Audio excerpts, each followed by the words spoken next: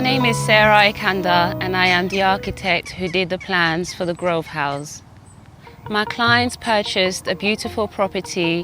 which required the ground floor to be completely renovated. So the brief of the project was that we take down the wall between the living and the lounge, as well as the wall that was between the kitchen and the existing extension. Upon removing the ground floor, we found that the floor was quite unleveled, so this had to be evened out, and this allowed for the herringbone parquet to be placed, and this was placed from the lounge to the kitchen, the living room area, as well as the utility, and throughout this created a beautiful flow. The previous owners had different flooring which did not match at all, and the way that this was now created worked better for the area created.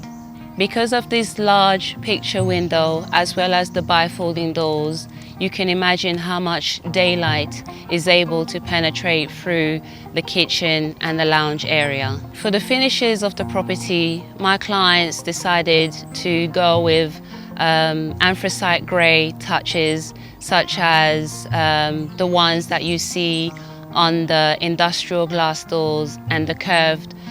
radiators, which is some of my favourite elements in that house.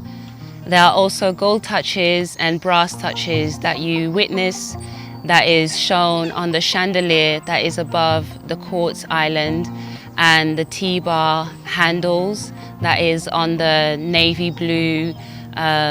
cabinet doors in the kitchen, as well as on the switches and the sockets as well. So throughout the property you see that there's a colour scheme which is navy blue, anthracite grey and gold touches, and then this has allowed for a beautiful base that has now created